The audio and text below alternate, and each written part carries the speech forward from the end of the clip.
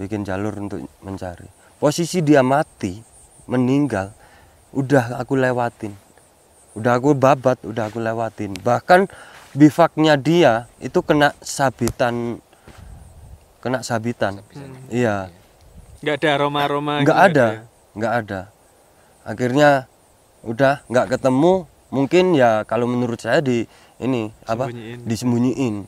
Sakderenge nglajengaken mirsani video sakjangkepipun kula aturi kapurih nutul tombol subscribe supados boten ketinggalan video salajengipun. Kagem kemanfaatan video menika monggo dipun like, komen lan ugi share.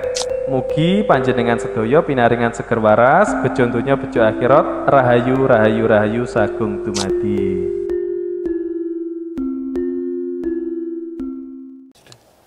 Om Andi, jadi ini saya sama teman-teman kan penasaran dengan Gunung Arjuna ini. Ya. Nah, katanya itu mempunyai cerita-cerita mistis di luar logika. Nah, itu pengalaman jenengan bagaimana, Om Andi? Jenengan kan sudah lama ya di sini menjadi pemandu gunung ya. Ya udah lama banget, Mas. Sampai dari tahun berapa, Mas Adi, kalau boleh tahu? Mulai naik gunung sini kelas 4 SD. Kelas 4 SD sudah naik gunung? Kelas 4 SD. Terus kalau jadi pemandu gunung sekitar 2016. Oh, 2016 ya. 2016. Terus pengalaman-pengalamannya Mas Andi? Kalau pengalaman di Arjuna sini yang mistis itu banyak banget, menurut aku beda dari gunung yang lain sih. Masalahnya di sini sering dibuat ritual juga, dan pengalaman zaman dulu, peninggalan zaman dulu itu masih banyak banget di sini. Contoh-contohnya Mas Adi dari yang mulai bawah sampai atas. Contoh mulai bawah sampai atas. Titik-titik yang mengerikan gitu maksud saya. Titik-titiknya, spot-spotnya. Contoh di daerah sini di lapangan kotak itu kalau pendaki bilang lapangan kotak, tapi orang-orang tua yang orang dulu bilangnya itu bukan lapangan kotak, tapi melainkan ini tempat ini buat ritual orang zaman dulu, namanya Latar Ombo. Tapi kalau pendaki-pendaki yang bilang sih lapangan kotak. Jadi di sini emang sering terjadi keganjalan gitu. Keganjalan ya. Apa Mas Andi contohnya? Contoh dulu saya pernah, ini pengalaman saya. Waktu saya penelitian di sini, itu saya mendirikan tenda di bawah situ, dua tenda. Yang di lapangan kotak ini ya? Di lapangan kotak, dekat makam. Saya ngerekod ini buat penelitian. GPS ya? Ya GPS, buat ngerekod lumayan agak lama. Balik-balik tenda ini hilang dan pasak itu masih utuh. Dua-duanya yang hilang atau cuma satu? Yang satu hilang. Kalau dibawa manusia itu logikanya nggak mungkin, pasti barang-barang yang di dalam tenda satunya pasti dibawa. Akhirnya kita satu tim bergegas mencari, mulai dari Gunung Bakal belakang kita sama Gunung Kembar 2. Asumsinya karena keterangin gitu ya? Pikiran kita di bawah angin gitu. Akhirnya kita udah pasrah, kita turun balik ke tempat camp. Itu tenda balik lagi di posisi yang sama. Terus nggak rubah. Di dalamnya masih ada? Dalamnya karier-kariernya masih utuh semua. Posisinya juga tetap, dan pasak itu juga nancapnya itu pas. Nggak ada yang berubah gitu, nggak ada. Dan setelah itu kita sore, malamnya kita habis masak di dalam tenda, keluar. Ada salah satu temen keluar itu dia mau kencing. Dia nggak tahu kenapa lihat ini tendanya itu terbang ya. Kalau di bawah angin, bukan di bawah, padahal angin cuma sepoi-sepoi.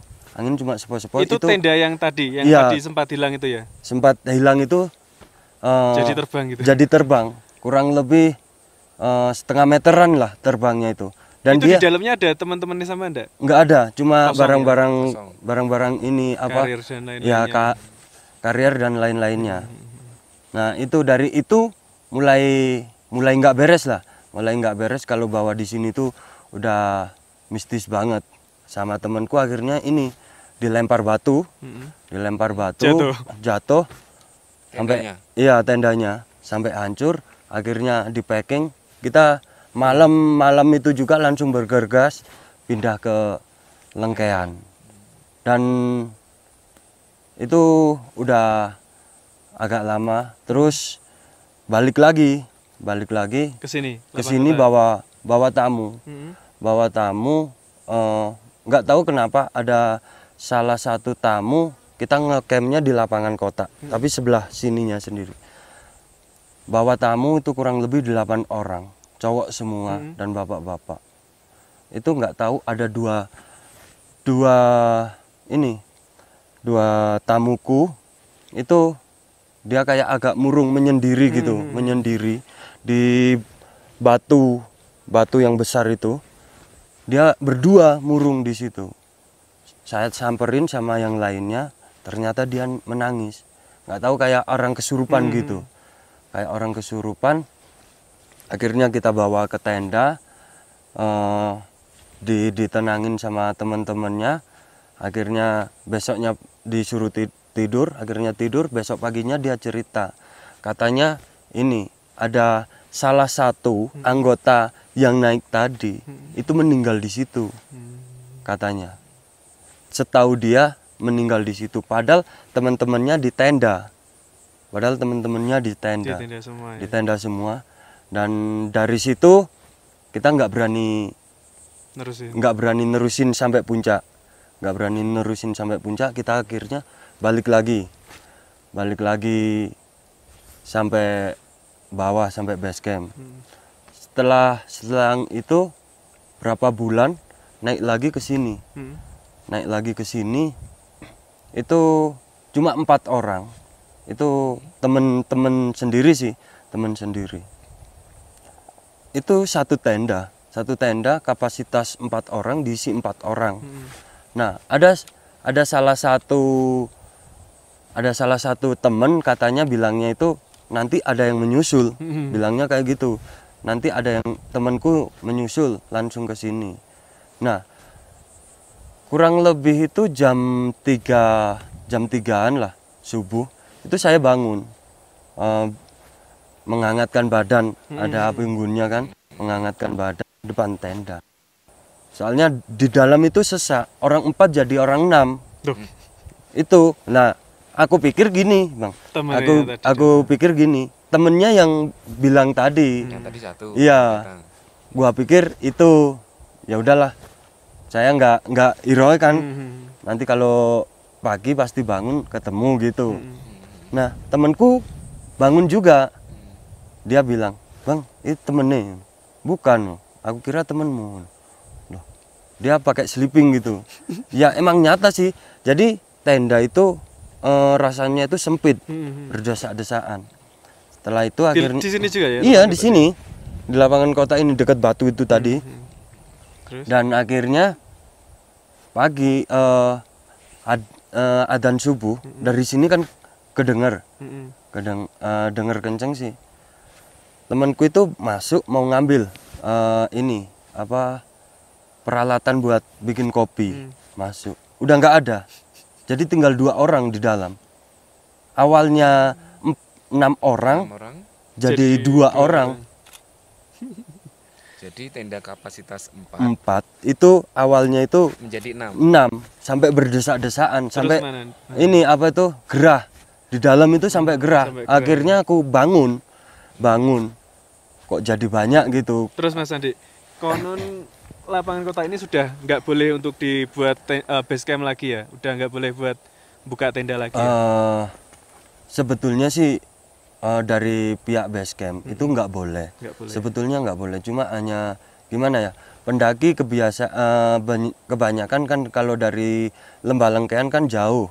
Kalau dari lapangan kota kan enak jangkauannya untuk summit. Jadi pendaki itu lebih cenderung biasanya ada yang ngecamp di sini. Di sini. Tapi ini tadi nggak ada sama sekali ya. Iya, nggak ada sama sekali. Terus tadi di Lengkean itu kan ada kayak kuburan gitu Mas Andi. Ada tulisannya siapa? Alif Dian. Alif Ah, Dian ya. memorial. Itu gimana ceritanya Mas Andi? Itu kejadiannya itu saya waktu di Kalimantan, Mm-mm. waktu kerja di Kalimantan. Itu dia itu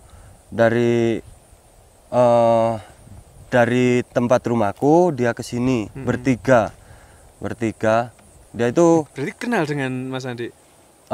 itu masih saudara lah, Saudara nih iya, sampean? masih saudara, cuma ya saudara dari Saudara angkatan. jauh gitu Iya. ya. Dia udah sering naik gunung sini bolak-balik itu sering. Mm-mm. Dan mulai dari omongannya dia juga nggak bisa dijaga gitu kan. Oh. Mulai dari omongan nggak bisa dijaga. Kalau orang Jawa bilang itu kosro, bilangnya kosro gitu. Jadi dia ngecamp di Lengkean, keluar dari Lengkean itu 10 menit. 10 menit itu dari Lengkean kan belum jauh, itu udah kena badai dia. Udah kena badai, nggak balik ke tenda, langsung menuju puncak. Itu sekitar jam berapa Mas Andi? Siang atau Sekitar malam? siang, Siang ya? siangan. Siang. Terus itu tadi berarti siapa tadi namanya? Alif dan Dian. Alif dan Dian. Itu berarti dua sejoli pacaran gitu? Bukan, Bukan ya? bukan, Bukan. bukan juga. Si Alif ini senior dan si Dian ini baru pertama kali ndaki. Dia calon anggota Mapala. Oh gitu. Terus setelah kena badai itu? Setelah kena badai bukan jalur umum yang dilewati, melainkan tebing yang dilewati. Dia itu malah tebing, jalur yang terjal. Nah, salah satu temennya itu namanya Budi, dia nggak mau ikut, cuma jaga di tenda. Akhirnya Dian sama Alif naik ke atas sampai 1 hari 1 malam dia nggak turun. Dan si Budi itu pikirannya Budi begini, dia bilangnya itu gini, paling Alif sama Dian kalau nggak turun malam ini pasti tidur di baliknya batu, bilang gitu kan, baliknya batu, ditunggu sampai besok pagi belum ada. Paginya dia cari ke puncak Semit, ternyata nggak ada. Dia langsung packing turun. Nah, Lapor. nggak lapor, langsung ke teman-temannya yang 9 udah turun tadi. Ada temennya 9 yang udah turun lintas, dia masih di rumah saya. Jadi dia bilang Alif Semit tapi nggak turun, nggak ketemu. Saya cari, dia naik ke atas 1 hari dicari nggak ada. Salah satu anggota turun, langsung laporan itu. Laporan diterima, saya dari Kalimantan langsung balik. Berarti sama masih di Kalimantan? Masih di Kalimantan, dikabarin langsung balik. Saya jam 5 dari rumah, jam 7 malam langsung berangkat muncak saya. Dan di perjalanan itu yang saya heran itu salah satu dibawain ini kayak semacam menyan gitu, suruh bakar sama orang spiritual. Iya. Di situ suruh bakar. Setelah dari atas sauna yang agak nanjak itu sekitar jam 12-an lah. Itu kayak ada batu atau akar yang jatuh di sampingku, persis di sampingku. Jatuh brak. Saya cari itu nggak ada. Kalaupun itu ranting pohon, pasti kan bekasnya ada. Kalau batu otomatis kan membekas terus ini embunnya itu kan masih kelihatan. Itu enggak, embunnya aja masih ada. Dari situ udah saya merinding. Akhirnya jalan terus.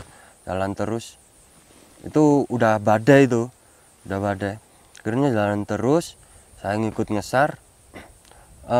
Posisi 50 meter lah ngesarnya itu, 50 meter. Dan posisi saya ngesar itu saya nyari babat gini, udah bikin jalur gitu, bikin jalur untuk mencari. Posisi dia mati meninggal udah aku lewatin, udah aku babat, udah aku lewatin. Bahkan bivaknya dia itu kena sabitan. Iya, Nggak ada aroma-aroma nggak gitu, ada, ya? nggak ada. Akhirnya udah nggak ketemu. Mungkin ya kalau menurut saya Sembunyiin. disembunyiin. Terus selang 2 hari nyari lagi. Nyari lagi, saya udah capek, sebetulnya udah capek, udah males. Ini bikin jalur lagi udah males. Akhirnya tetap lewat situ. Tetap nggak ketemu. Dan 3 kali itu ada senior saya. Ada senior saya namanya Joglo. Dia itu lewat situ, mencari lewat situ, dan saya nggak ada 50 meter dari dia. Lokasinya. Dia itu menemukan ini sarung tangan punyanya si Dian. Itu ditancapin ke pohon-pohon gitu. Ditancapin ke pohon jarak 5 meter, ditancapin lagi. Dia ambil yang pertama itu, dia peras, taruh saku, terus nemu lagi 1. Dilihat kok yang ngeser nggak ada cewek gitu, ini kok selondong cewek, udah dipakai ditaruh ditaruh di saku lagi. Dia jalan, dia udah mulai kayak ini, ada yang tanda-tanda gitu. ada yang kayak kurang gitu. Akhirnya dia manjat pohon setigi itu. Manjat pohon setigi itu kelihatan Alip. Kelihatan mayatnya. Iya, kelihatan mayatnya. Dia manggil aku loh. Ini kan aku bilang dalam hati sih, Bang. Ini kan tempat aku bikin jalur gitu kan. Tempat aku bikin jalur. Aku turun terus. Ketemu kamera itu. Selama 10 hari kamera itu di atas batu masih hidup. Padahal kena badai, hujan itu nggak ada berhentinya. Padahal baterai cuma 2 jam seharusnya mati. Seharusnya mati. Itu masih hidup. Kamera Saat SLR ditemukan. itu 10 hari itu masih hidup. Masih hidup. Akhirnya saya ambil, saya lihat itu ada fotonya Alip sama Dian di puncak kembar. Itu mulai dari situ udah ketemu. Tapi yang aku penasaran itu, kenapa waktu aku lewat sini kok nggak ketemu gitu. Itu dua jenazah langsung atau Nggak, beda-beda. beda tempat ya? Beda tempat. Satunya di situ, satunya Lagi yang Diannya itu agak jauh. Yang Alip itu padahal udah bau, udah membusuk sininya ini. Udah membusuk, udah bau. Yang ini ya, ada yang angkatannya Alip ngambil kantong jenazah, itu malah kesasar. Kesasarnya itu kayak dikasih petunjuk gitu. Kayak dikasih petunjuk, katanya itu jalurnya enak yang dilewati tadi. Ternyata bukan, malah turun menuju Dian. Padahal yang Dian tadi belum diketemukan. Belum ya, diketemukan. Jadi yang ngambil kantong jenazah ini nggak sengaja malah menemukan yang Dian tadi. Malah menemukan Dian itu. Berarti dari hari kematian sampai hari ditemukan itu selang berapa hari, Mas Andi? Mulai dari meninggal, mulai dari hilang sampai diketemukan itu 10 hari. 10 hari. Basarnas, pokok gunung ini jam 12 sudah dikosongin. Setengah 11 itu baru ketemu. Baru ditemukan. Untuk jarak penemuan antara kedua pasangan itu? Dari jalur umum itu nggak jauh, Bang. Jaraknya jauh? Nggak jauh. Dari jalur umum itu sekitar 150 meter. 150 meter. Dan herannya lagi, Gimbal Alas itu bawa anjing banyak banget. Itu nggak nemu. Terus dukun dinamakan Sarkun. Di sini itu banyak banget. Mulai ada yang dari Kalimantan, ada yang dari Malaysia pun datang. Itu nggak bisa nembus. Ya biasanya sih kalau dukun kan pingin tenarnya gitu. Ada yang bilangnya gini lah, udah turun lewat sini lah gitu bilangnya. Biar dia tenar gitu. Padahal ya masih sekitar sini. Padahal gunung kembar 2, Arjuna, Lirang, kembar 1. Udah habis mulai dari bawah sampai atas. Udah habis nyarinya itu. Terus pengalaman apa lagi, Mas Andi, selain itu? Saat apa saat jenengan di gunung ini? Pengalaman di sini sih kalau masalah banyak sih Mas sebetulnya Mas, pengalaman ini apa Mistis. mistisnya itu banyak banget. Bahkan saya pernah nggak di lapangan kota, melainkan di sebelah sana, di sebelah sana. Itu waktu ninggalnya ini siapa tuh Vaikus, Bagus. ya saya ikut sama orang tuanya ngesar ke sini nyari. Kalau orang tuanya ngecampnya di sini nih di lapangan kota, saya di sebelah sana. Itu badai, petir gitu. Cuma nggak hujan, petir. Jadi di depan tenda saya ini banyak pepohonan kayak gini nih, pohon cemara. Setiap petir gini kan kelihatan. Itu ada sosok wanita. Ada sosok wanita. Itu orang 6 itu kelihatan semua. Setiap petir gitu ya? Iya, jadi lap gitu kan kelihatan. Iya, iya. Dia itu kelihatan di balik pohon cemara itu kelihatan. Kayak apa ya? Kalau orang Jawa bilang tuh kayak Belanda, kayak noni. Oh iya iya iya. Kayak noni gitu. Cantik sih, cantik. Udah, kita ibaratnya kita nggak ganggu dia. Kita nggak ganggu dia, tolong jangan ganggu gitu. Tolong jangan ganggu kami. Temanku bilang gitu. Akhirnya tutup tenda, dia tidur nggak ada yang bisa tidur, hanya satu cowok yang tidur Sampai ngorok-ngorok gitu. iya, yang bilang gitu tadi. Sampai dia ini apa kalau orang Jawa bilang lendur lendur, katanya itu diajak noni tadi itu jalan-jalan ke Gunung Lirang ini. Dan katanya sih jalurnya itu kayak jalur ini apa tuh pavingan gitu, kayak jalur pavingan, jalur lebar gitu. Enak katanya jalurnya itu. Dan di atas itu katanya itu banyak rumah-rumah. Banyak rumah-rumah. Tapi saya dulunya sih nggak percaya. Tapi sekarang aku percaya. Percayanya gini, di Arjuna itu siklusnya sekarang digali. Siklus zaman Majapahit itu digali, dan Gendong Growah dulunya satu, sekarang ketemu itu banyak banget. Dulu cuma kalau logika kita lah ya, logika kita orang kita orang biasa lah ibaratnya, logika kita zaman mulai Majapahit sampai sekarang, kalau apa gentong dari apa nih dari tanah otomatis udah hancur kan. Udah berapa puluhan tahun ini masih utuh semua, masih Itu kelihatan. lokasinya di mana Mas? Di ini habis puncak bayangan sebelah kanannya itu. Berarti kita nanti melewati. Kita nanti melewati situ. Oke, siap. Sementara gitu dulu Mas Andi, ayo kita jalan-jalan lagi. Siap. Oke, Mas Andi, ini pesan untuk teman-teman pendaki supaya ada warning atau untuk para pendaki itu apa? Mohon disampaikan kepada teman-teman. Bagaimana pesan dan kesannya untuk apa para pendakinya gimana? Kalau di Gunung Arjuna supaya aman lah. ya, supaya aman. Kalau di Gunung Arjuna kita sendiri juga nggak mau ada saudara-saudara kita yang hilang atau kesesat atau apalagi mati di gunung. Ya kalau ke Gunung Arjuna sih, apalagi ke ini apa jalur via Purwosari, itu jangan pakai baju merah. Jangan pakai baju merah. Dan terus jangan banyak ini apa mengeluh. Contoh kayak dingin, terus lapar, sambat lah ibaratnya, kayak sambat gitu. Janganlah. Jadi kita walaupun capek apa segala macam, mending kita pakai bahasa isyarat gitu aja.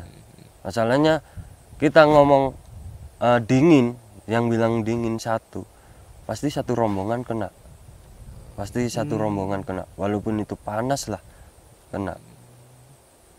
Jadi kalau setiap ada cabangan itu jalurnya itu pertigaannya itu harus kita benar-benar apa ngingetin lah kita datangnya tadi dari mana, jalur kita dari mana, pulangnya kita harus lewat mana, itu harus benar-benar ngingetin.